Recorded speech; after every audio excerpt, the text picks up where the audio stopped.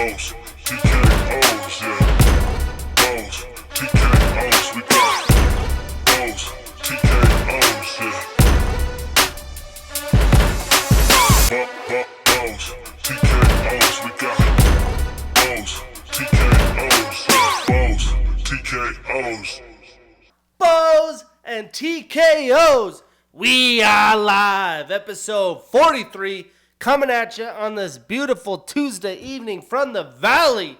And boy, is this going to be a fun show.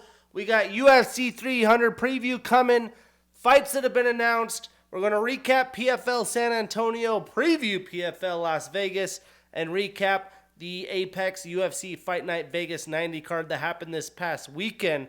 I'm your host, Shane Gillette, Bows and TKOs, episode 43, your weekly MMA podcast streaming anywhere you get your podcast, videos on YouTube.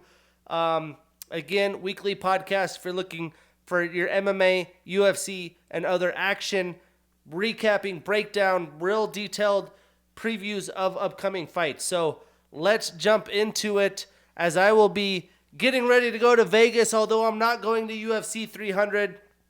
I will be in the desert having some energy and the aura of UFC 300 and having some fun in my first Vegas Knights game against my Colorado Avalanche. So, not a ton of fights that have been booked since last week, but we have Andre Muniz taking on Ikram Aliskerov June 15th in that Fight Night card. We also have the vet, Andrei Arlovsky, taking on Martin Buday June 15th. That Muniz fight should be a banger. It's always good to see Andre still back in the octagon at 40-plus years old. We have Said Nurmagomedov taking on Montel Jackson June 22nd. I actually think that's a really sneaky fight. It's good to see Said back in the octagon. Really good women's matchup here. We have Vivian Araujo taking on Jasmine Jasudavicius July 13th. And then added to UFC 302, we have flyweight Sumaderi taking on Joshua Van. And Cesar Almeida making a quick turnaround against Roman Kopylov. And then added to International Fight Week, legendary fighter Cub Swanson taking on Andre Fili. So some fun fights there.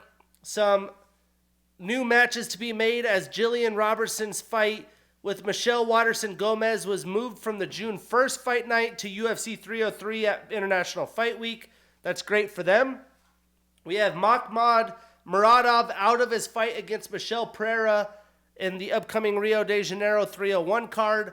Ihor Potieria is stepping in. And then Michael Johnson out of his fight against Matt Frivola. Matt Frivola is still looking for an opponent. I hope they find one. That was going to be one hell of a scrap. And then after last week's loss, Contender Series alum Anton Turkalj off the UFC roster, although he had quite the entertaining fight. So before we talk UFC, we had PFL this past weekend in San Antonio, the start of their regular season. We had in the Bantamweight Showcase, Bryce Meredith with a unanimous decision over Ty Johnson. I was hoping he could get the finish in this fight. Rocked Ty multiple times.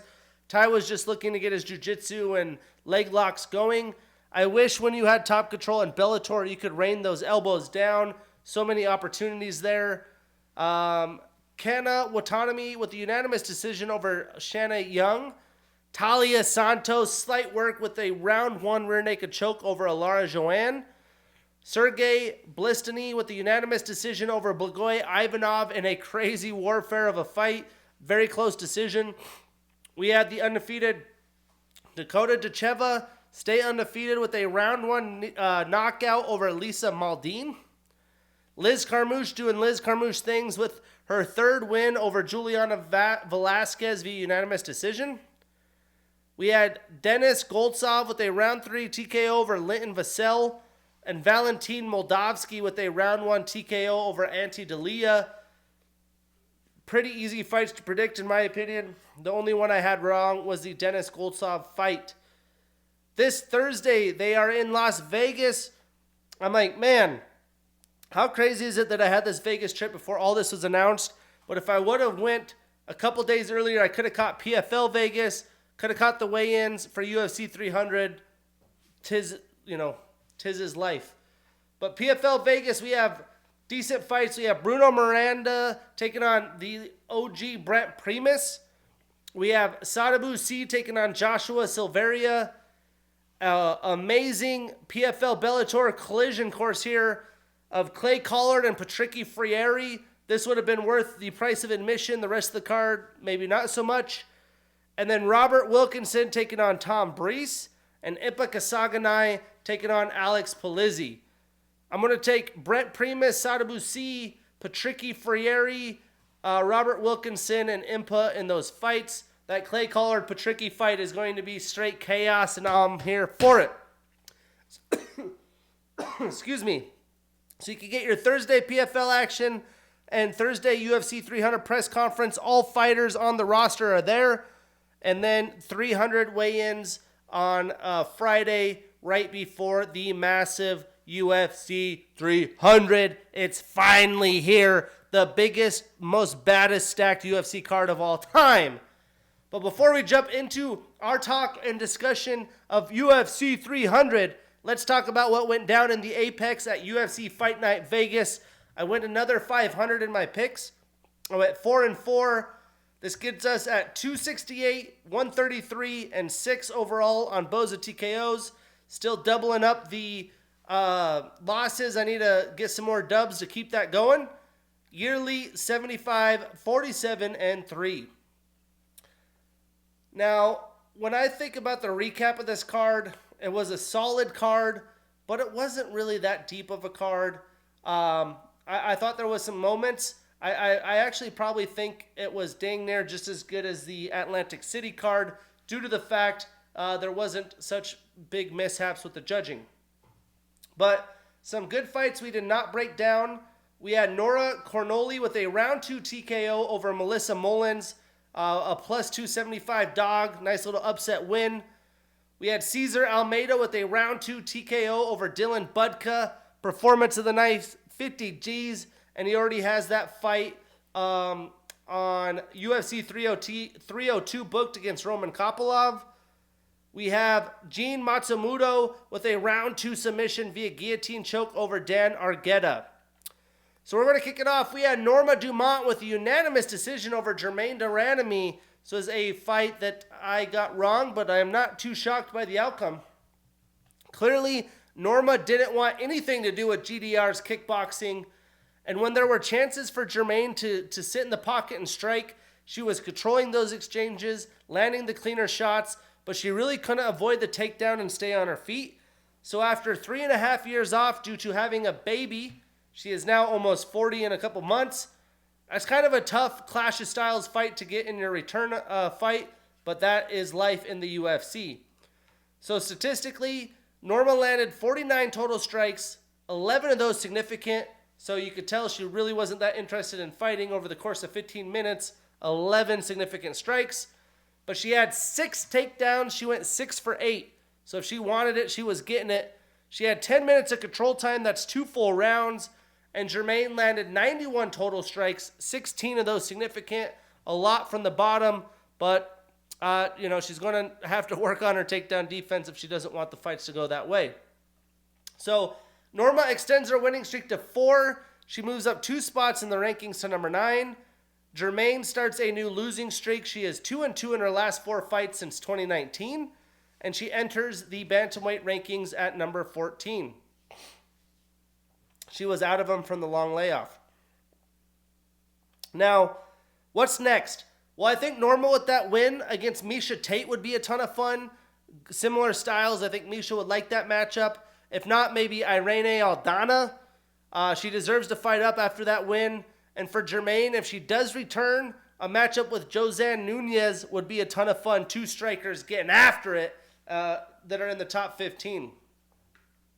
Then we had Alex Morano with a unanimous decision over Court McGee.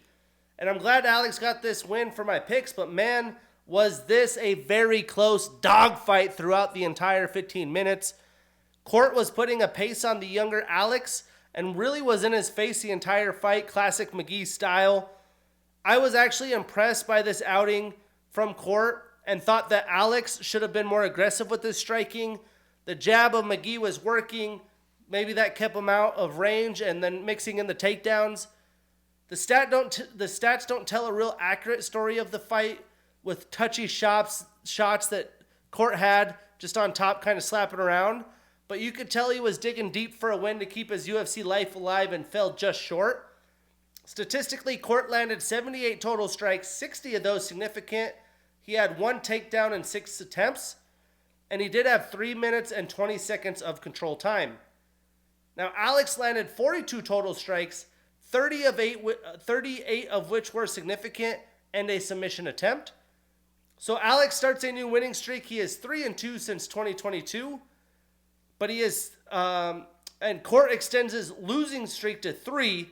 He is 1-3 since 2022, but a pretty bad 3-6 since 2019. So for Alex, I think a matchup with the analyst and veteran Michael Chiesa would be a fantastic fight for both men. And if Court is still in the UFC, he could take on Miguel Baeza, who's had some time off himself. Oh, almost spilled that.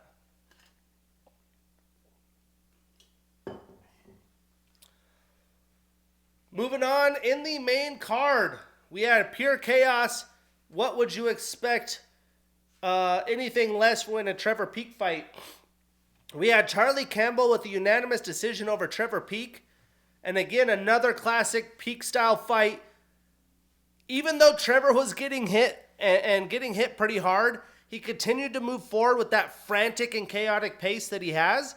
And Charlie had to navigate that. You know, you don't fight many guys like Peek that's coming at you, throwing punches like this, getting punched and continually coming at you with no defense whatsoever. But both men landed big shots throughout the fight. Charlie clearly was the more technical fighter. He landed more significant strikes on the target. He took control in the grappling department in this fight as well. But impressive for Campbell to continue the pace and stick to his game plan for 15 minutes.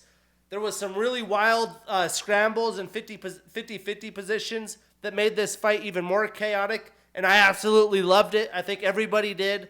It really brought life in this card to kick off the main event, or the main card from the prelims. And Trevor, although he lost, actually got a new contract after this fight. So not the more technical guy, but he's, never going to quit. He's super determined and will put a pace on you that you got to prepare for. Statistically, Trevor landed 62 total strikes, 47 significant. He had 2 takedowns in 3 attempts, and 3 minutes and 15 seconds of control time. Meanwhile, Charlie landed 100 total strikes, 54 of those significant, with 4 takedowns and 10 attempts, so not even quite 50%. Good takedown defense by Trevor. We even saw Trevor land some takedowns, and Charlie had 7 more significant strikes, but quite a bit more total. He did have a reversal and 5 minutes and 41 seconds of control time for Charlie, so more than a round of control time. Charlie now has his winning streak to 3, 2-0 in the UFC. Trevor starts a new losing streak. He is 3-2 in the UFC. So where did these crazy men go?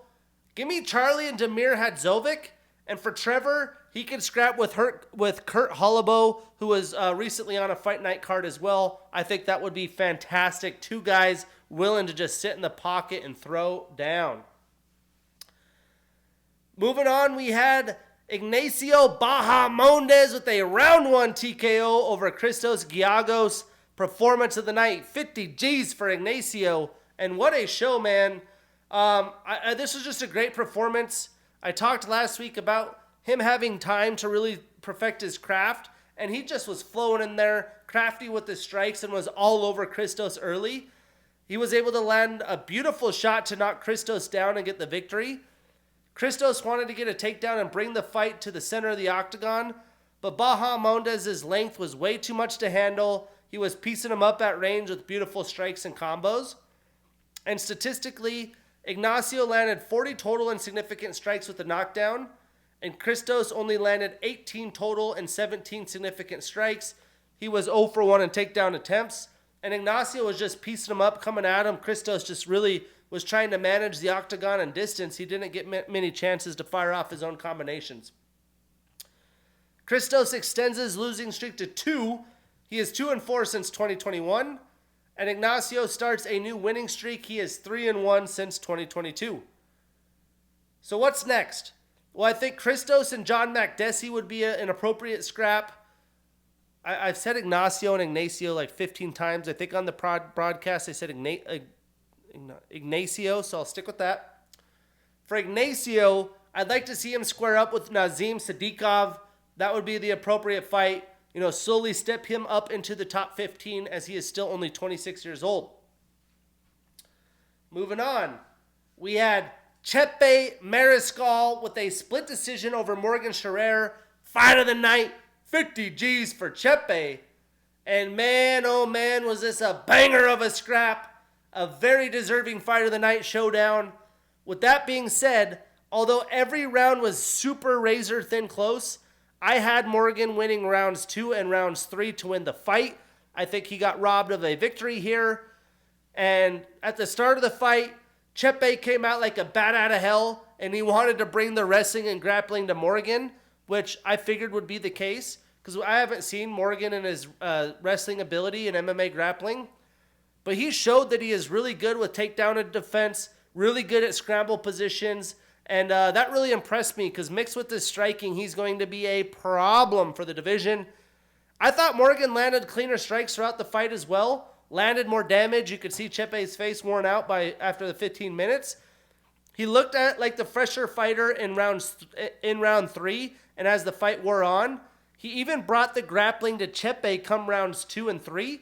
But neither fighter stopped. They kept the pace on each other. They never accepted positions. If Morgan was on top, Chepe would find a way to reverse or get up, and same for Morgan.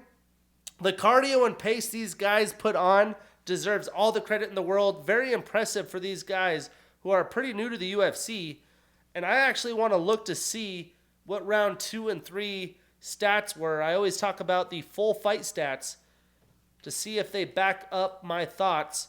I mean, I definitely pretty easily, like it wasn't, each round was close, but I thought Morgan definitely won that fight. Rounds 2 here, we had Morgan outstrike Chepe by 3 strikes. He landed a takedown. Chepe was 0 for 2, so the stats back that up. And then round 3, he had a takedown and quite a bit less strikes actually. Chepe landed 64 total and 23 significant in round 3. Morgan 21 total, 6 significant. But I thought he landed more significant strikes. He had a takedown and a submission attempt and a good amount of control time. So maybe it wasn't... I mean, those stats are hard to trust. Like, he only landed 20 significant but 60 total. Like, he was doing a lot of slapping of Morgan's ears, which doesn't do anything while Morgan was on top as well. So I'm still giving the fight to Morgan. I thought he won that fight. Brutal loss for him, but he's still young in his career. Either way, both of these guys' stocks boosted with this bout. Overall, statistically, Morgan landed 75 total strikes, 49 of those significant. He had 2 takedowns and 5 attempts, a submission attempt, a reversal, and 3 minutes of 42 seconds of control time. If you see both guys getting takedowns, reversals, submission attempts, and top control, you know it was chaos. Chepe landed 121 total, 71 significant. He had 1 takedown and 8 attempts. So again, credit to Morgan's takedown defense. He exerted himself a lot in the first round there. Chepe also had a reversal and 3 minutes of 38 seconds of control time. So you look at the stats, Chepe landed quite a bit more volume statistically. But again, a lot of it was just him slapping Morgan's ears while he was on top of him. So you can't always take the stats as a source of truth. Chepe, though, does extend his winning streak to 6. 3-0 in the UFC. Morgan ends his 4-fight winning streak and starts a new losing streak. He is 1-1 in the UFC. And I would assume even in the fighting world, these guys have a big stock boost and respect from their fellow fighters, as a ton of them were in the house as they're already in Vegas prepping for UFC 300 weigh-ins and their fights this weekend. So what's next? Well, I think Chepe could get another chaotic fight in a bout with Jamal Emmers. And Morgan could take on Alexander Hernandez or Julio Arce, all of which have fought recently as well. But moving on, we had Damon Jackson with a split decision over Alexander Hernandez. And like I said, this is just another chaotic, high-paced fight that had a little bit of everything. Damon clearly wanted to grapple with Alexander, avoid his power, was successful in doing so as he took him down every round. And Alexander definitely had his moments. He landed big shots.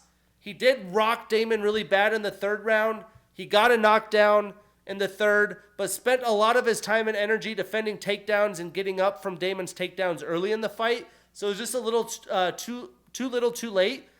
And I didn't think he was aggressive enough with his striking. Although Damon was controlling the center of the octagon, I thought he could have done better there, keeping Damon at distance and just kind of picking him apart slowly over the course of the fights versus throwing these big shots, which closes distance and allows Damon those takedown opportunities. It's just Alexander has such a crazy, he has a lot of potential. He's an athletic specimen, especially for the weight class. It just seems like he's always lapsing in game plan, and that really costs him. Statistically, Alexander landed 56 total strikes, 32 of them significant. He did have a knockdown in 2 minutes and 22 seconds of control time. Meanwhile, Damon landed 85 total, so about 30 more total, 42 significant, 10 more significant, and he had 3 takedowns and 7 attempts. So Alexander tried to defend him as best as he could, but Damon had 6 minutes and 18 seconds of control time. That's more than an entire round. So Damon ends his 2-fight losing streak. He starts a new winning streak with the head of hair. His hairline isn't halfway through his head anymore. He is 4-2 in the UFC since 2022. Been active 6 fights in 2 years. And Alexander extends his losing streak to 2. He is 1-4 since 2022. Now, I think the fight to make that makes too much sense is Damon and Nathaniel Wood. I think I called for someone else fighting Nathaniel Wood a couple weeks ago or last week, but I think that's a good fight to make. And for Alexander, he could fight Morgan, who just lost on this card as well. If not, Gabriel Miranda. Which set us up for the main event, short but sweet breakdown on this card. We had Brendan Allen with a split decision win over Chris Curtis, and this was almost deserving of fight of the night as well. I liked the earlier fight being fight of the night, but I thought this deserved at least performance of the night.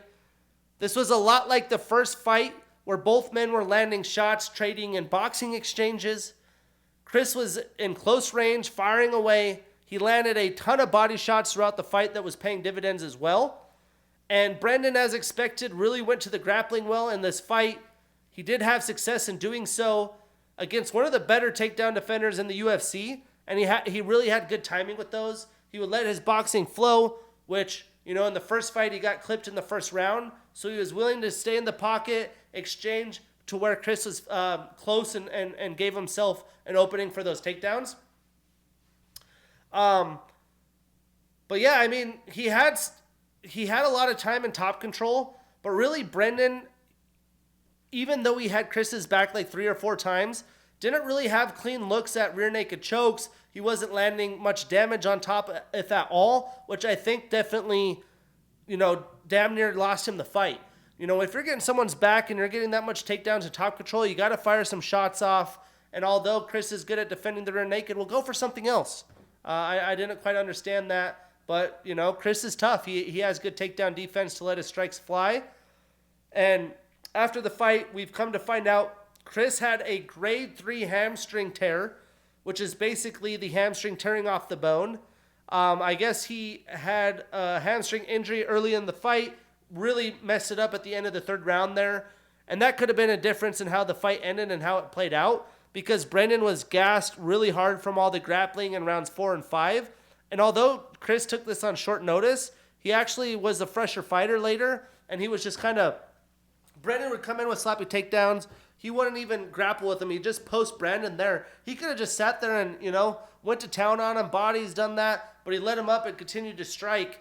And if he didn't have that hamstring issue, I think Chris probably would have took this fight.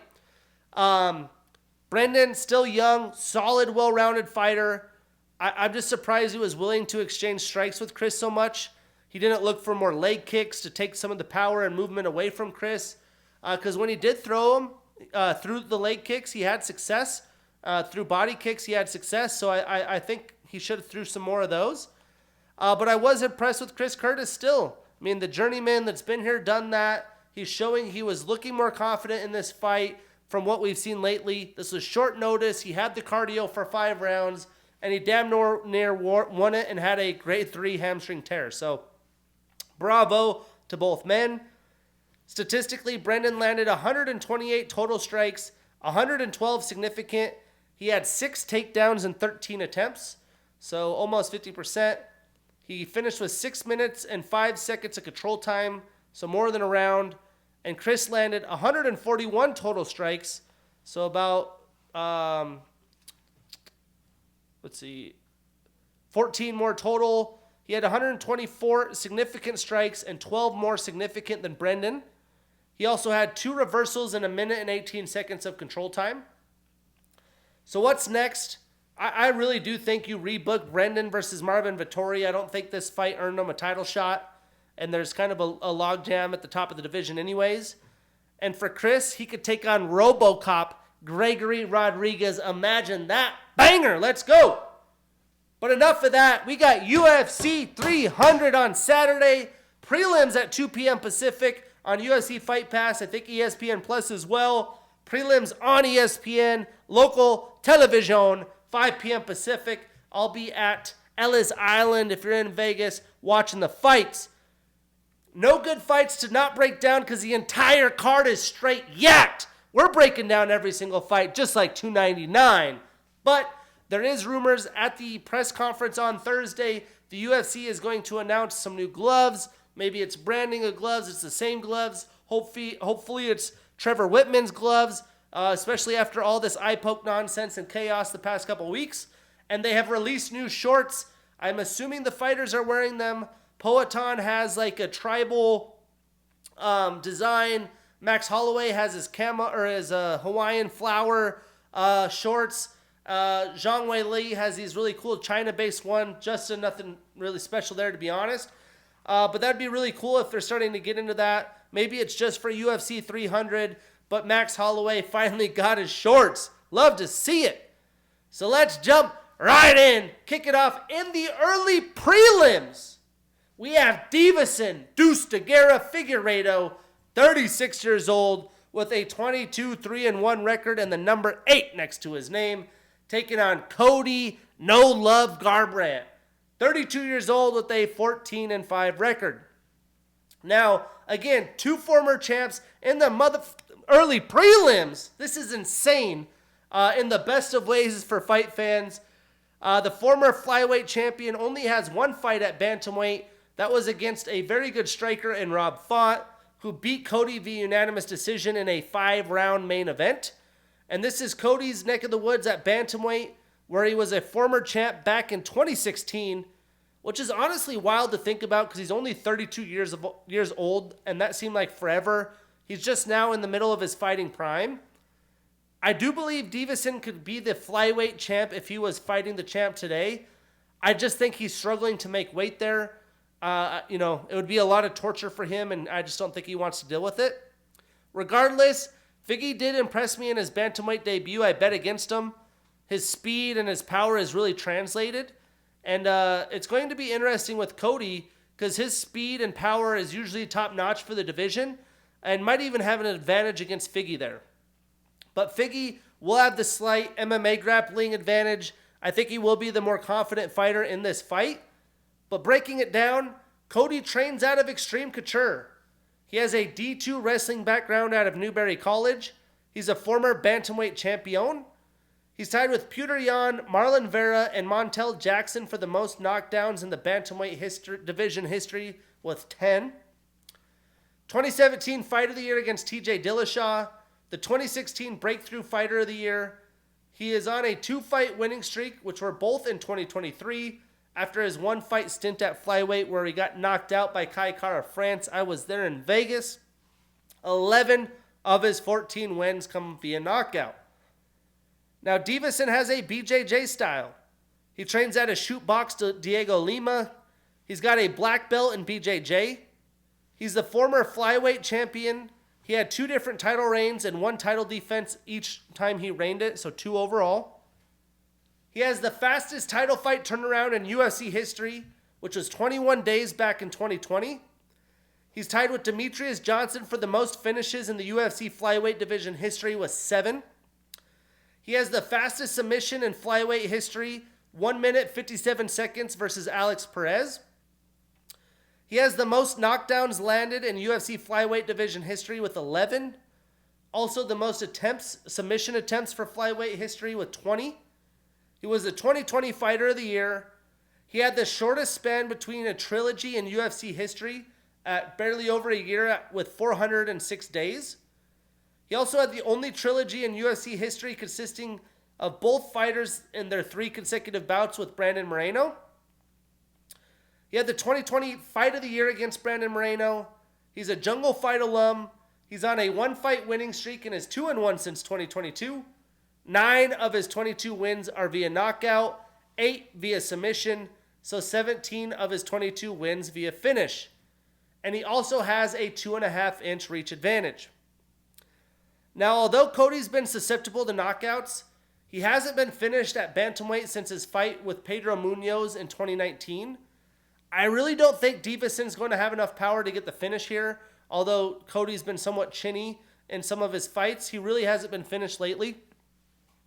I think Figgy's best path to victory is just outpointing Cody with volume, maybe mix in some grappling and BJJ.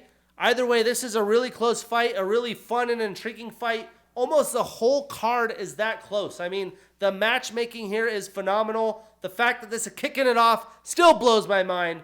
But I am taking Deuce de Guerra, avoiding this on a parlay where possible. I really do think Cody could win this one. Moving on, we got the OGs, man. We got Bobby King Green, 37 years old, with a 31-15-1 record and the number 14 next to his name, taking on Jim A10 Miller, 40 years old, with a 31-17 record. And this is the OG fight that we really needed. I'm just shocked that these guys have not even squared off at this point in their careers. The thing with Bobby, as we all know, he's returning from a pretty nasty knockout with Jalen Turner that's only 4 months removed. At his age, how much damage and wars he's been in, I think that's definitely somewhat of a concern here. But Jim has really put together a nice stack of wins. He's had a late career resurgence. And Bobby has fought a lot better competition of late. You know, he's been fighting in the top 15. I think he's going to come forward and make this a straight-up brawl. And you know, A10 Jim Miller's down for that. Breaking it down, Bobby has a purple belt in BJJ. 3 of his last 5 fights have been Performance of the Night or Fight of the Night. He has the most significant strikes in UFC lightweight division history with 1,659 of them. He also has the most total strikes in UFC lightweight history at 1,885, which we got to think lightweight. You got Charles Oliveira, you have Dustin Poirier, Justin Gaethje, so many dudes. He's a King of the Cage alum and former champ. He's also a Strikeforce alum. He's on a 1-fight losing streak. He is 3-1 since 2022. 11 of his 31 wins are via knockout, 9 via submission, so 20 of his 31 wins via finish. Now, Jim has a black belt in BJJ. He has a D1 wrestling background out of Virginia Tech. His last 2 fights have been Performance of the Night. He's been showing up, although he's of age, at 40. And he has a lot of accolades, man. 2012 Fight of the Year against Joe Lozon. Most wins in UFC history. If you don't know now, you know he's got 26. He also has the most wins in lightweight division history at 23. The most bouts in UFC lightweight history, or in UFC history, with 43. He is part of UFC 100, 200, now 300. He has the most bouts in UFC lightweight division history with 40. The most finishes in UFC lightweight division history, 16. That's over Charles Oliveira. He's tied with Frank Mir for the most first-round finishes in UFC history with 11. To think a lightweight, 40 years old, an OG fighting back to UFC 100, has more submission victories or more finishes in lightweight than Charles Oliveira, and more first-round finishes than a heavyweight in Frank Mir with 11. That's bonkers. Now, he is tied with Charles Oliveira for the most submission wins in UFC lightweight division history with 10. Either guy can pass each other up here. He has the most submission attempts in UFC history with 48. The most submission attempts in UFC lightweight history with 45. He has the most total fight time in UFC lightweight history, sporting 6 hours, 32 minutes, and 47 seconds. That's crazy to think. I mean, some of these guys, RDA, and all the time they've had in the octagon, that is pure fighting time. He has the most decision bouts in UFC lightweight division or lightweight history with 18. He is a Cage Fury alum and former champ. He had one successful title defense with Cage Fury.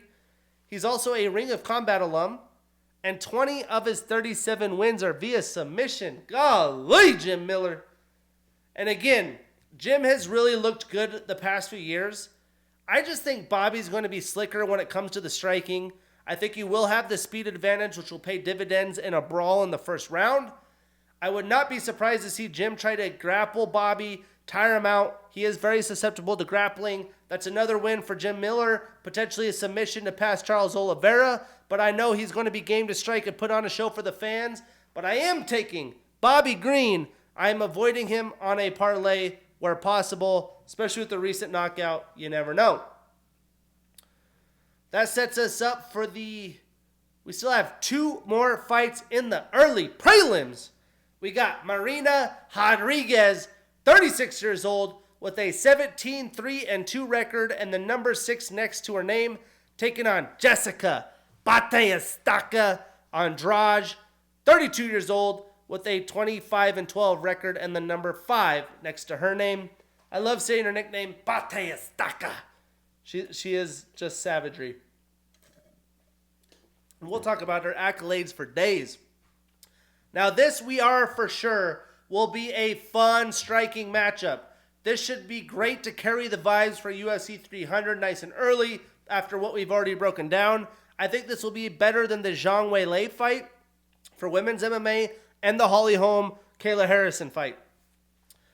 Jessica could grapple. She's very capable, but she never looks to do that. She just comes out hot and tries to big sister her opponents. She tries to push them back with her big, powerful hooks. She never has clean jabs or clean shots. It's all big, powerful, loopy hooks and combos.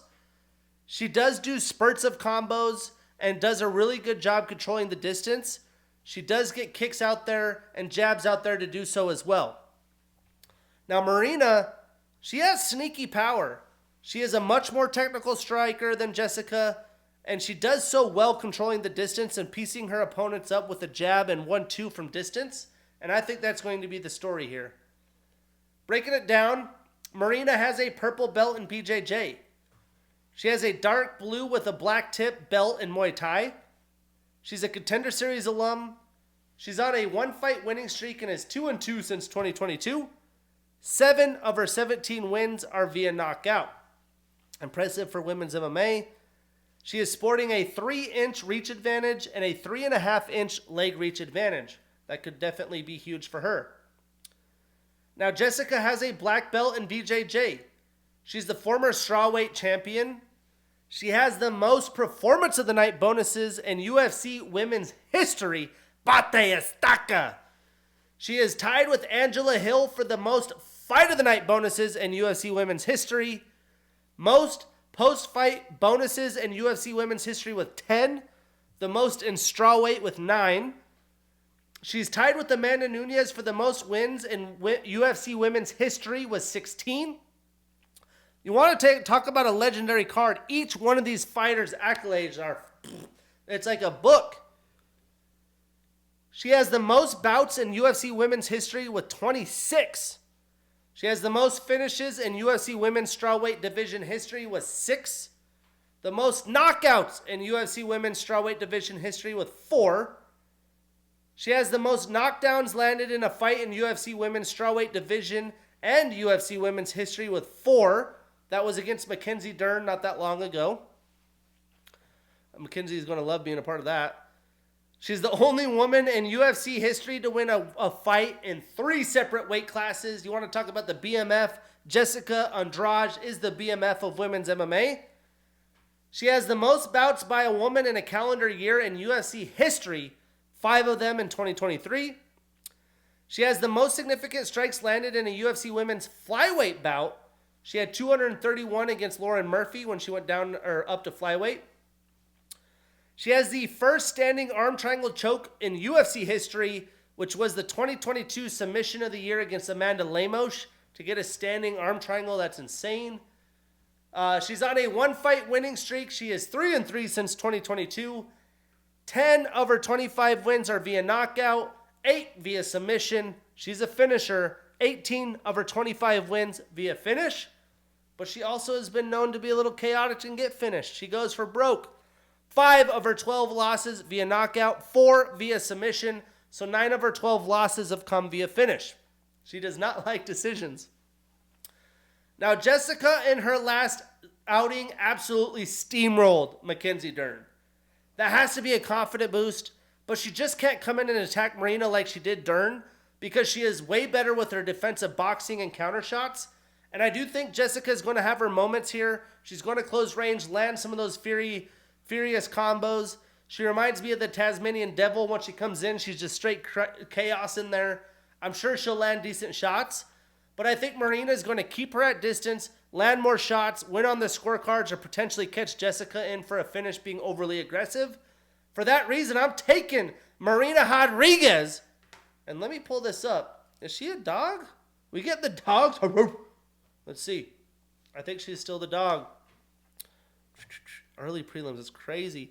Plus 114. I'm betting the dog. I am putting her on a parlay. We marking that ish down, and we getting that bread. Moving on. The early prelim headliner. We have Jalen, the Tarantula Turner, 28 years old, with a 14-7 record and the number 10 next to his name, taking on Renato Moicano, 34 years old, with an 18-5-1 record and the number 13 next to his name. This is a classic Clash of Style fight. Now, Jalen is a great striker that has struggled against grapplers, but he has definitely improved in that department, improved his takedown defense and ability to scramble and get back up to his feet. He is the tarantula. He's long and lanky. Now, Renato showed in February about what his ability is when he relentlessly goes for takedowns and wears on opponents, as he did that with Drew Dober, another good striker. He will find a way to get the control time, stay on top control, potentially get a finish or win via decision. Breaking it down, Jalen has a brown belt in BJJ. He is a World Series of Fighting, Bellator, King of the Cage, and Contender Series alum. He's on a 1-fight winning streak and is 3-2 since 2022. He has a 5-inch reach advantage and a 3.5-inch leg reach advantage. Renato trains out of ATT. He's got a black belt in BJJ, a black belt in Muay Thai. He's a Jungle Fight alum and former interim champion. He's on a 2-fight winning streak and is 3-1 since 2022. 10 of his 18 wins are via submission. 3 of his 5 losses are via knockout. Now, lately, and at UFC 299, I've been burned picking the strikers over the grapplers. And I'm typically a guy that picks grapplers. But Jalen barely lost to Mateusz Gamrot after being taken down so many times. I think he could swing in enough strikes and get enough damage to steal rounds. And I think that Gamrot's a better grappler than Moicano. So if he does get taken down multiple times, I think he'll find ways up. He'll keep it striking as long as he can to win some of these rounds. And if it does stay striking, I think it's going to be real hard for Moicano to close in range, avoid damage, and I think he may can even get a finish. The Tarantula is going to outstrike and outwill Moicano in this fight. I am taking Jalen Turner. I am putting him on that parlay. We marking that ish down, and we getting that bread. Although I'm parlaying these guys and going all confidence, it's a pay-per-view card. It's so hard to win. And to be honest, none of these fights are for sure. I could pick Cody or Davison easily, Bobby or Jim, Marina or Jessica, Jalen or Renato. Any of those complete toss-ups, which then just sets us up for the prelims on ESPN. And then in the prelims, we have Sadiq Super Yusuf, 30 years old with a 13-3 record and the number 13 next to his name, taking on Diego Lopez, 29 years old with a 23-6 record. Now, both of these men are in their primes, and they have a chance on this card to boost their stock to an all-time high. I expect both men to really know what's at stake for themselves in their careers, but also in front of a massive viewing for UFC 300, kicking the prelims off on ESPN. I do expect them to go wild and bring a high pace. I like Sadiq's striking ability and speed over that of Diego's, but he's definitely sneaky good with his power. If Diego can get this fight to the canvas, get his brilliant jiu-jitsu that he's displayed going, it's going to be a lot different world in this fight. But I do expect most of this fight to be a kickboxing showdown, and you can tell the fighters are fired up for it, as Diego has even done like a Spartan 300 looking photo shoot before this fight that he posted online. Breaking this down, Sadiq has a blue belt in BJJ. He's a Cage Fury, Titan FC, Brave, and Contender Series alum. He's on a one-fight losing streak and is 2-1 since 2022. And 6 of his 13 wins are via knockout. Now, Diego is an orthodox fighter. He has a black belt in BJJ. All 3 of his UFC fights have been performance of the night or fight of the night. He's showing up to the UFC. He's showing out. He was the 2023 Newcomer of the Year. He's a Contender Series alum, and he's on a 2-fight winning streak, is 4-1 since 2022, and 2-1 in the UFC. 9 of his 23 wins are via knockout, 12 via submission, so 21 of his 23 wins via finish. Now, Diego has really come onto the scene since he made his UFC debut versus Evloev on short notice, and he really pushed him to the limit in that fight. Since he has submitted the BJJ expert Gavin Tucker, he knocked out Pat Sabatini in the first round. So we really haven't even seen how good he is, and this is going to be a real test that lets us know. He had a chance in the UFC earlier at Contender Series 37, but he lost due to an eye poke against Joe Anderson Brito. So this really is a coin flip fight as well. But again, I think Sadiq's going to show off his striking, find a way with the kickboxing. I'm sure Diego is going to make it interesting many times over and over. But I am taking Super Sadiq Yusuf. I am putting him on that parlay. We marking that ish down, and we getting that bread. Moving on. We have Kayla Harrison, 33 years old with a 16-1 record, taking on Holly, the Preacher's Daughter, home. She's 42 with a 15-6 record and the number 5 next to her name. Now, this is a big, highly anticipated debut for Kayla Harrison. She had rumors of fighting Chris Cyborg, fighting Amanda Nunes, being the most dominant women's fighter in all of women's MMA. So she's finally here in the UFC, and I didn't see it coming, especially after the Larissa Pacheco loss in the PFL. I am a bit bummed that this fight is happening now. You know, this is like Floyd and Pacquiao way past their prime, but we're getting Holly at 42 years old. But I still think it's going to give us a glimpse into what Kayla is capable of, how she does at making 135 pounds, as she was fighting at 155 in Bellator. Now that the UFC no longer has the 145 pound, she is forced to go to 135 if she wants to fight for the UFC. And this is the first time that she's done it in her pro career, which is a big deal. She did talk to Ariel Helwani on the MMA Hour about feeling confident in the weight cut, but we will see because Holly is going to make her work. Breaking this down, Kayla has a judo style. She trains out of ATT. She has a 6th Dan black belt in judo. She won gold in the 2012 and 2016 Olympics in judo. She had gold in the 2010 Worlds as well. She is the former 2019 and 21 PFL lightweight champion. She's an Invicta alum. 6 of her 16 wins are via knockout, 6 via submission, so 12 of her 16 wins via finish. Now, Holly has a boxing style. She trains out of Jackson Wink MMA. She has a blue belt in BJJ. She has 16 title defenses in boxing at 3 different weight classes. In 2007, 10, and 12, she was the Female Fighter of the Year in boxing. And in the 2013, she was inducted into the New Mexico Boxing Hall of Fame. She's the former Bantamweight UFC champion. She had the 2015 upset and knockout of the year against Ronda Rousey.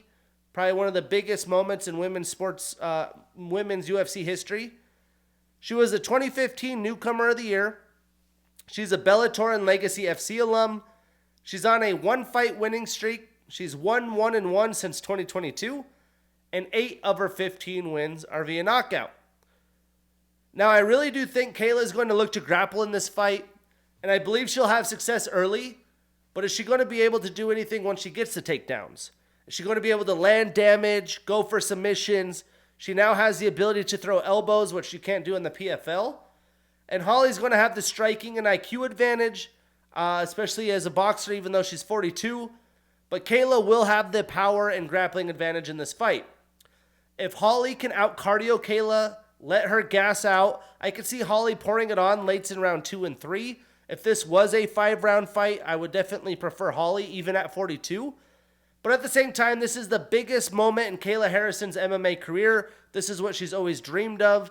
And this would be a massive win. Would completely erase the Larissa Pacheco loss in the PFL final last year.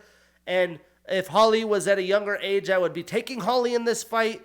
But I do think Kayla is going to have her way, win on the scorecards to get her first UFC win, prove herself in the bantamweight division. For that reason, I'm taking Kayla Harrison. Welcome to the UFC. I'm putting her on that parlay. We marking that ish down, and we getting that bread. Moving on. Still in the prelims, we have Aljamain, the Funk Master Sterling. 34 years old with a 23-4 record and the number 2 next to his name. Taking on Calvin, the Boston finisher Cater. 36 years old with a 23-7 record and the number 8 next to his name. Lots of new things, lots of new weight classes and storylines at UFC 300. But man, the matchmaking again, I still am just chomping at the bits. It's so juicy. This is a next level matchmaking card. This is a very 50-50 fight, as Aljo, one of the better bantamweight champs of all time, is making his featherweight debut. Now this is going to be a Clash of Styles fight, and I do expect Aljo to mix in a heavy dose of takedowns. That style has shown success against Calvin Cater, and I do think that Aljo will fit right in this division, as he was a very, very big bantamweight fighter. Now Aljo trains at a Cerro Longo fight team. He has a black belt in BJJ. I did see that in the embedded today, he's working with Dean Thomas at the UFC Apex. So I'm not sure if that was a complete camp change or not. I know he's been working at the Apex with Marab a lot. He has a D3 wrestling background out of Morrisville State College in Cortland. He's the former bantamweight champion with 3 successful title defenses. And that's just a very unique, class, especially in the bantamweight division. Once you have 3+ title defenses, you're the freaking real deal. You're one of the best of the best. So again, people forget, although he got knocked out by the Sugar Show, who's a sniper, this guy is a problem. He has the most consecutive title defenses in UFC bantamweight division history, which was 3. It's hard to keep that title. He has the most wins in UFC bantamweight division history with 14. He has the most control time in UFC bantamweight division history at 1 hour, 8 minutes, and 36 seconds. He's tied with Dominic Cruz for the most wins in the UFC WEC bantamweight division history with 14. He had the 2018 submission of the year against Cody Stamen. He's a Ring of Combat alum and former champ. He's also a Cage Fury alum and former champ. He had 3 successful title defenses with Cage Fury. He's on a 1-fight losing streak, but is 3-1 since 2022. 8 of his 23 wins are via submission. 2 of his 4 losses come via knockout. Now, Calvin trains out of the New England Cartel. He's got a blue belt in BJJ. 3 of his last 4 fights have been fight of the night. He's been putting on shows. His fights are fun. He's an Elite XC alum. He's on a 2-fight losing streak and is 1-2 since 2022. 11 of his 23 wins are via knockout. And again, this just reminds me a lot of Aljo Corey Sandhagen. This just seems like an easy way for Aljo to get the takedown, to find a submission. But if Calvin can defend those takedowns, he will be able to outbox as a cleaner technical striker than Aljo. Probably keep that jab going, piece up Aljo from distance, because Aljo's going to need to close in range. But I am not betting on that. I'm taking the new featherweight fighter, and I guess he is a favorite. The odds have swinged. This was a 50-50 fight at the beginning of the week or early. Now it's Aljo at minus 162 odds.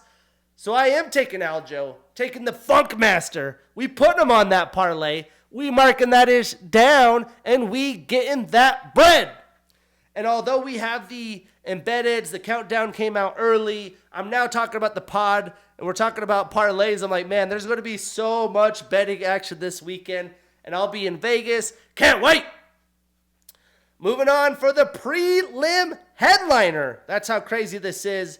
And what an amazing matchup this is as well. Like, all right, I thought Yuri and Alex Pereira would be fight of the year. Didn't quite deliver until Yuri got knocked out. It was one hell of a fight. What's the next best option at lightweight? This is it. We have Yuri Prochazka, 31 years old, with a 29-4 record and the number 2 next to his name, taking on Alexander Rocket Rakic, 32 years old, with a 14-3 record and the number 5 next to his name. Now, Rakic now is in his prime, but he hasn't had much of a chance to show us what he can do with it and how much he has really developed and grown his game, as he hasn't had a fight without injury and has recovered from injuries a lot since he defeated Thiago Santos in 2021. Now, Yuri has been fighting world-class fighters since he's come from Risen, and he's been doing that for a couple of years, even though he had the shoulder surgery. I think he is talented enough to defeat Alex Pereira, but he got caught in the second like many others have as well. Breaking this fight down, Yuri has a Muay Thai style. He trains out of Extreme Couture. He's a former light heavyweight champion. 3 of his 4 UFC fights have been fight of the night or performance of the night. He's showing up. He's showing out. He's a Fight Nights Global and Risen alum. He's on a 1-fight losing streak and is 1-1 since 2022 and is only 3-1 in the UFC. He's really come onto the scene. 25 of his 29 wins are via knockout, and 3 of his 4 losses are via knockout. He lives and dies by the sword, to knock out or to be knocked out. Now, Alexander trains out of ATT. He has a brown belt in BJJ. He's on a 1-fight losing streak, which happened due to a knee injury. He is 2-1 since 2020, and 9 of his 14 wins are via knockout. Now, I was very high on Alexander before all these injuries. He is a powerful and athletic specimen, but he hasn't got a finish in the UFC since 2019, when he finished a guy that I don't even know by the name of Jim Manua, and then he got a nice finish against Devin Clark. I think he's going to bring the fight to Yuri, but Yuri is really good at flowing throughout the fight, letting things come at him, find different angles. And for Alexander to fight on UFC 300 after 2 years off, there is going to be a lot of energy and nerves there. He deserves to be here, but we'll see how he can manage that. Yuri has been fighting the best and growing from that in his prime as well, so I don't expect him to be so worked up. He really has his emotions calm, cool, and collected. I do expect this to be another high-paced, high-action war. Again, the matchmaking here, the best I've ever seen. This is going to set us up for the main card. This fight could be fight of the night, but I'm taking the underdog, which these odds have swayed as well at plus 100. I'm taking the dog. I'm putting him on that parlay. We marking that ish down, and we getting that bread. Moving on. Now in the main card, we don't need to talk about odds here, as Bo Nickel is minus 2,100 on the odds. But we have Bo Nickel, 28 years old, 5-0, undefeated, taking on Cody Brundage, 29 years old, with a 10-5 record. Now, Cody has had mixed results in his UFC career, and he has struggled against grapplers. So now he gets to be welcomed by the best grappler in the middleweight division. There's been a lot of discussions online and everywhere around why the heck this fight is even on the pay-per-view in this amazingly stacked historical card, especially over some of the champions. But the reason is the UFC sees Bo Nickel as the future face of the sport. He's going to get a lot of eyes on him from people who don't even know who he is.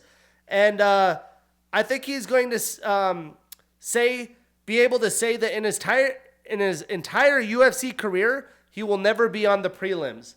I'm not mad about it. Bo Nickel's a problem, and in a couple of years could be beating any of the people that's a champ in his weight class in the middleweight division. But let's break this fight down. Bo has a wrestling style and background out of Penn State. He was a 3-time NCAA champion, a 4-time finalist. He got second as a freshman. He trains out of American Top Team. He won gold in the 2019 Worlds for freestyle. He's an Icon FC and Contender Series 2-time alum. Just because he had such little pro fights, Dana wanted to get him another one. He's undefeated on a 5-fight winning streak, 3-0 in the UFC. 3 of his 5 wins via submission, 2 via knockout, so all 5 via finish. And he does have a 4-inch reach advantage in this fight.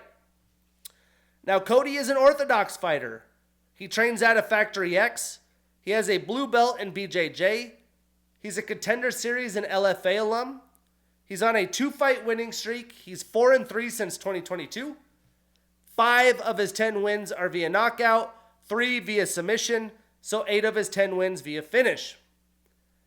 To be honest, Cody Brundage is a decent fighter. He's had a lot of finishes, but I'm only interested in this fight as long as it stays standing, just to see how Bo's improved striking shows up. But I don't expect this fight to go to the distance. If Bo wants to finish it quickly, Bo will. For that reason, I'm taking the massive underdog. I'm taking Bo Nickel. I would put him on a parlay, but the odds are too crazy. But he is for sure going to win this fight. He's the only lock, really. Maybe 2. Zhang Weilei. But then we get this very, very massive lightweight showdown that has one of the best lightweight champions of all time and the number 1 contender as an underdog.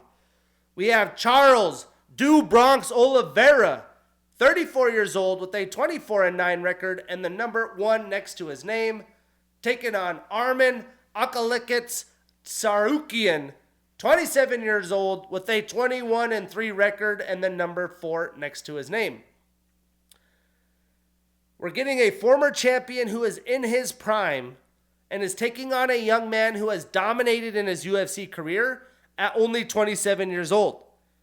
Charles hasn't lost since 2017, besides the current champ, Islam Makhachev, who's the pound-for-pound number 1. And Arman is coming off his biggest win of his career with a first-round knockout of Beneil Dariush, but he won't be able to just take down Charles and hold him there. Charles is a whole nother beast with his jiu-jitsu. So breaking this down, we have a lot of accolades from Do Bronx. Charles, of course, trains out of Shoot Box. He has a 3rd-degree black belt in BJJ. He has a black Prajid in Muay Thai.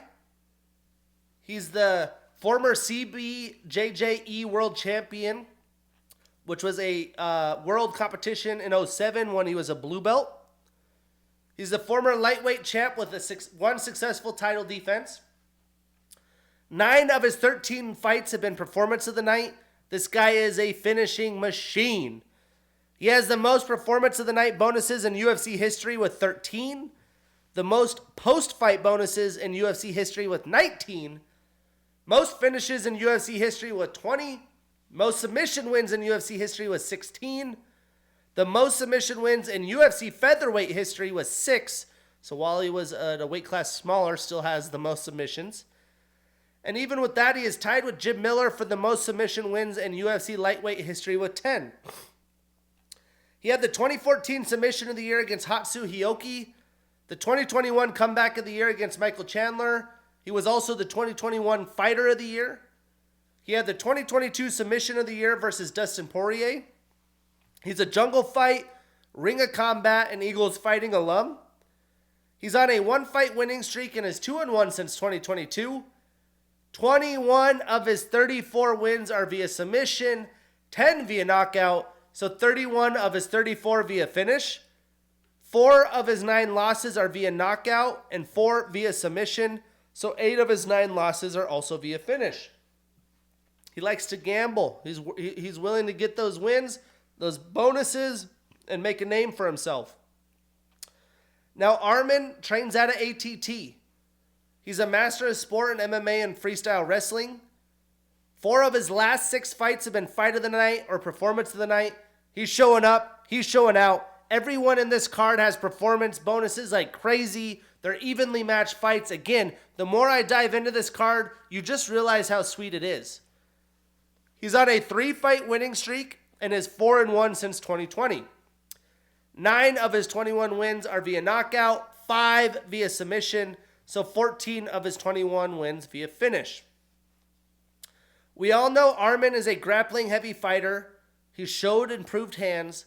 I really just don't believe he's going to be able to stand and strike with Charles. There's going to be takedown attempts early and often. It's going to come down to what he can do with them once he gets them. And it's a 3-round fight, which is more intriguing. Can he land damage? Can he progress positions against Charles? Find submission opportunities? If he can do that, he could steal a decision. But I think I don't think he does, and I don't think he gets a finish. I think Charles is going to find a way. This is a big fight for him back from losing his title, and he wants to remind the world the champion has his name, and it's Charles Oliveira. I'm taking another dog. I'm putting him on that parlay. We marking that ish down, and we getting that bread. I can't believe he's a dog, man. Crazy. Moving on. We have the BMF title up at hand, and probably the 2 biggest accolade fighters on the UFC roster. We have Justin, the Highlight Gaethje, 35 years old with a 26-4 record and the number 2 next to his name, taking on Max Blessed Holloway, 32 years old with a 25-7 record and the number 2 next to his name. Although there isn't a real title on the line, this is just as good as any title fight. Max hasn't fought at lightweight since 2019, and he lost that fight via unanimous decision against Dustin Poirier, but it was a better outing than when he first fought Dustin in 2012. He lost via first-round submission. Now, Max has solid size for a featherweight. The elephant in the room for everyone is he doesn't possess enough power to compete in this weight class against guys like Gaethje. But Justin is on the bad side of 35 for this weight class, while Max is only 32 years old. Justin is coming off the best win of his career, so it is going to be interesting to see how he rebounds. I was there in Salt Lake City.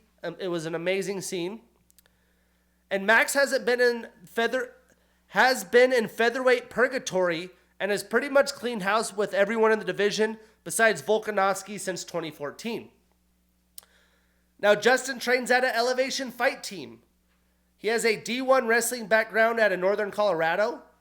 He was the interim UFC lightweight champion. He's the current BMF holder.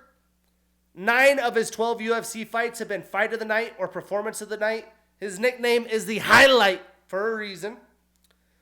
He had the 2021 fight of the year against Michael Chandler, 2017 fight of the year against Michael Johnson, which was the 2017 debut of the year in that Michael Johnson fight. He had the 2018 fight of the year against Dustin Poirier, also the 2023 knockout of the year against Dustin Poirier.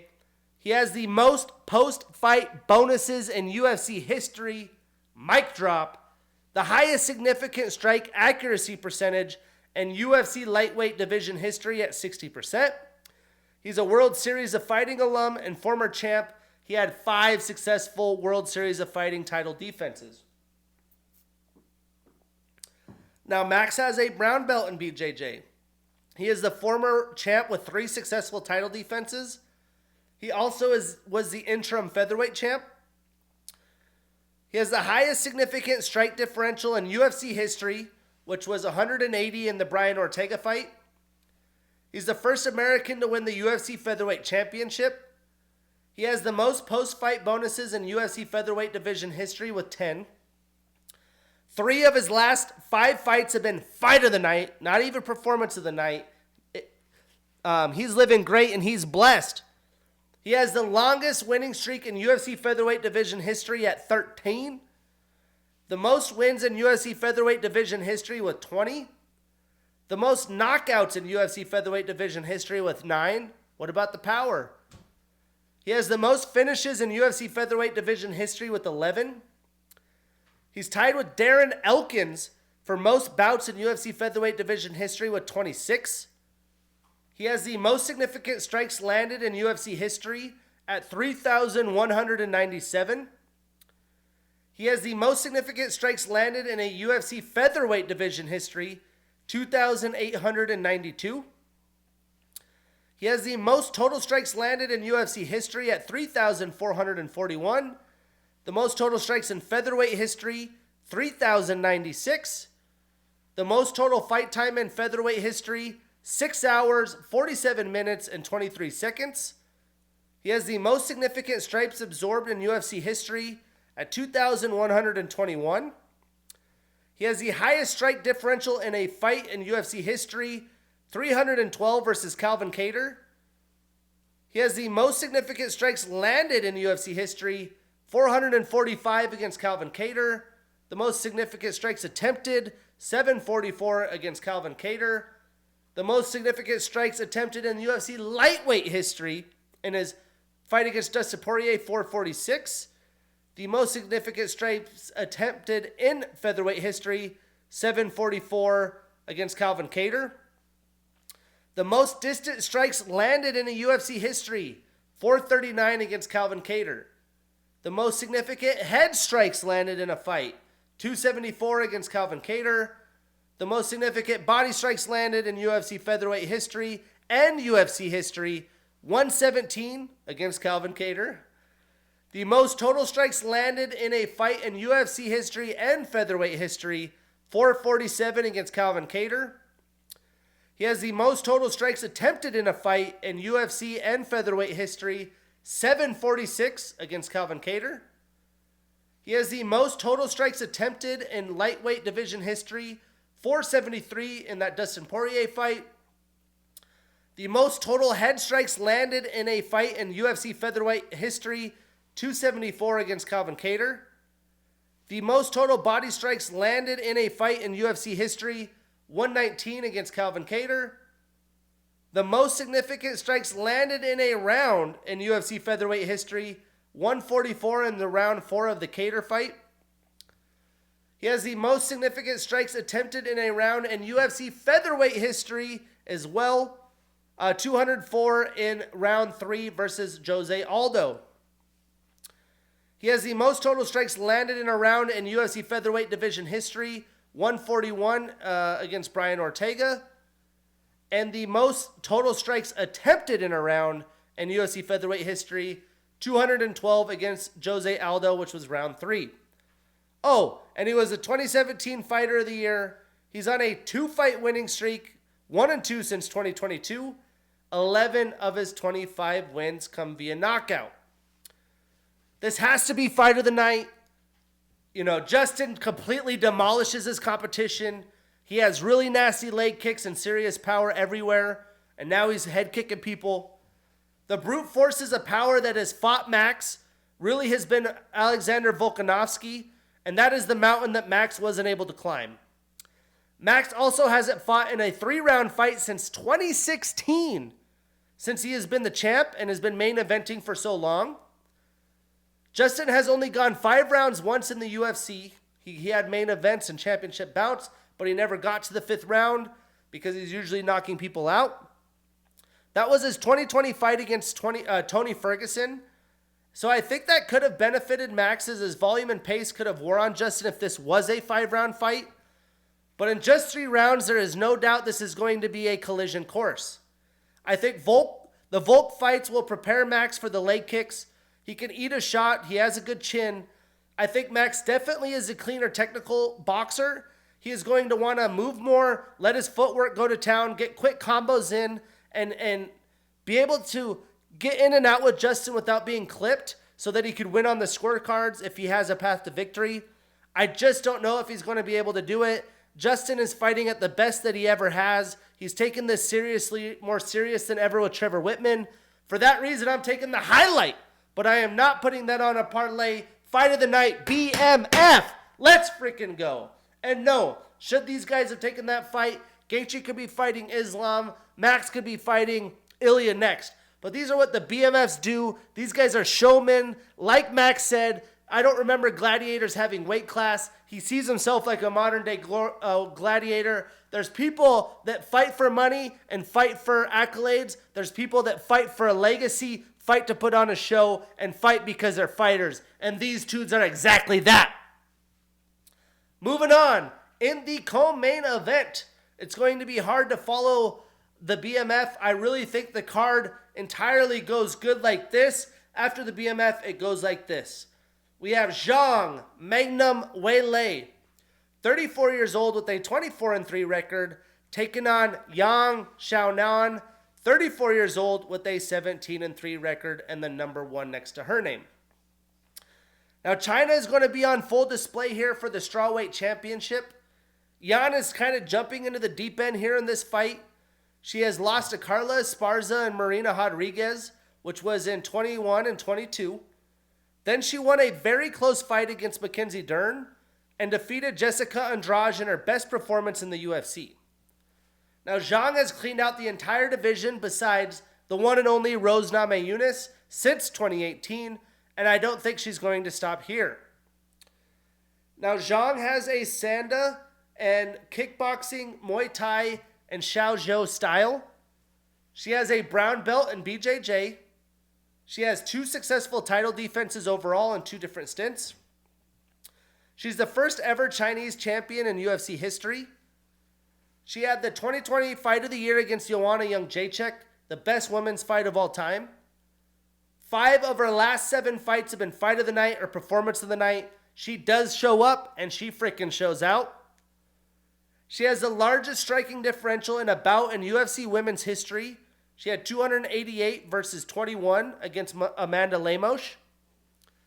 She had the most significant strikes landed in a UFC women's strawweight bout, which was 96 against Amanda Lemos. She had the most total ground strikes landed in UFC women's strawweight bout, which was 225 against Amanda Lemos. She had the most total strikes landed in a UFC women's strawweight bout, which was 296 against Amanda Lemos. She was the 2022 Fighter of the Year. She's on a 3-fight winning streak. 11 of her 24 wins are via knockout, 8 via submission. So she has 19 of her 24 wins via finish. In women's MMA, that is world class. Now, Yan trains out of Team Alpha Male. She has a blue belt in BJJ. She has the most significant head strikes landed in a UFC women's strawweight bout, which was 115 against Siori Kondo. She's on a 2-fight winning streak and is 2-1 since 2022. 8 of her 17 wins are via knockout. Now, Yan has been training with Uriah Faber. I think she's really improved her game since doing so, but she is not going to be able to stand and strike with Weili. She may look to take Zhang down, but I don't believe she's going to be able to take her down and keep her there to win enough rounds to become the new champion.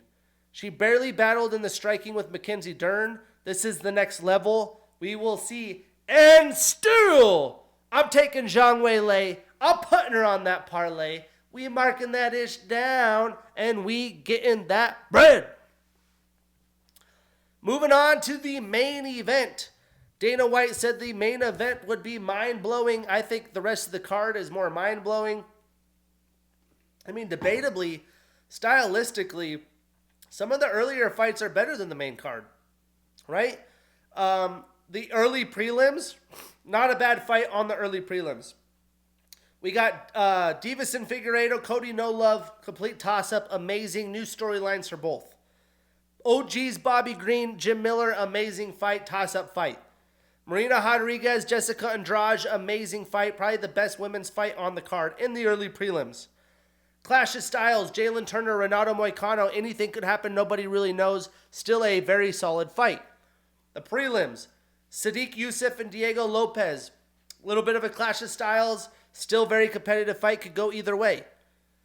The Kayla Harrison debut, that's massive in itself. She's taking on a 42 Holly Holm, but it's going to show us a lot about Kayla Harrison. The Aljo Calvin Kattar fight.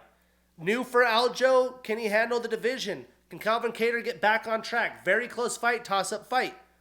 The return of Alexander Rakic to head the prelims with Yuri Prochazka. Yuri is so much fun to watch. I was a hater at first, now I'm a believer. And then in the main card, you have the Bo Nickel fight. That's kind of a meh. The Charles Oliveira fight, amazing.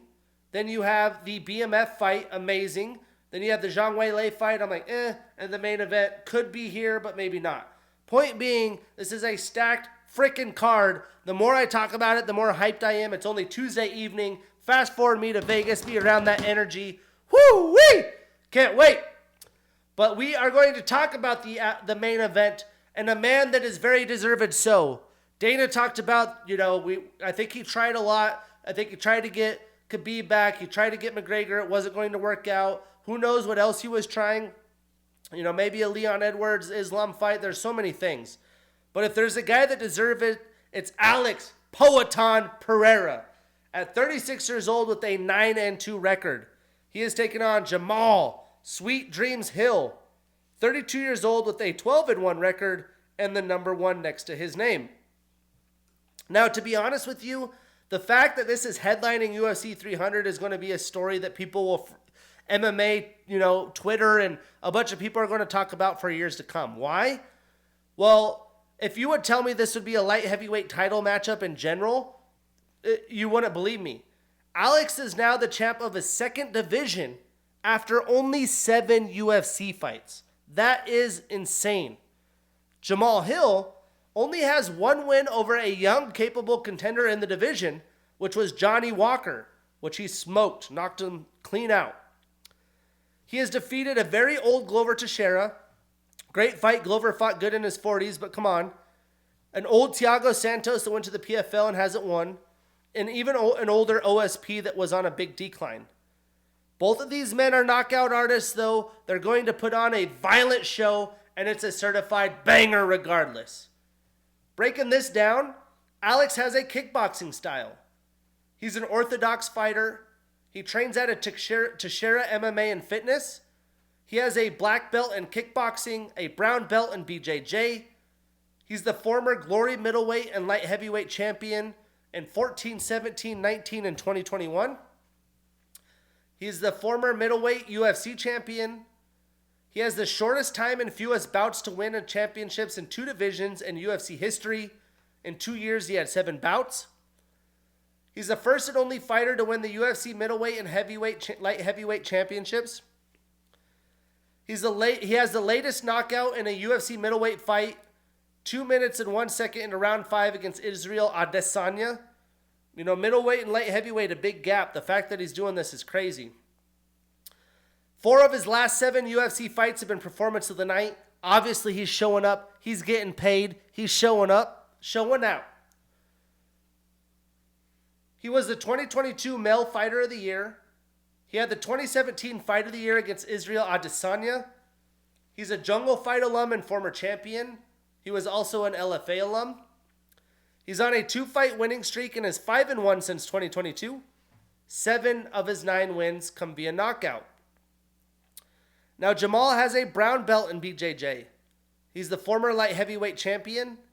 He's the first Contender Series alum to become an undisputed UFC champion. 3 of his last 4 fights have been Fight of the Night or Performance of the Night. He's putting on shows. He's showing up. He's showing out. He has the most significant strikes landed in a UFC light heavyweight bout with 232 against Glover Teixeira. The most distant strikes landed in a UFC light heavyweight bout, which was 188 versus Glover Teixeira. And he has the most significant head strikes landed in a UFC light heavyweight bout, which was 180 versus Glover. He's on a 4-fight winning streak, and 7 of his 12 wins are via knockout. The more intriguing part of this story is that Alex, his coach and his trading partner, is Glover Teixeira, who Jamal defeated to become the light heavyweight champion.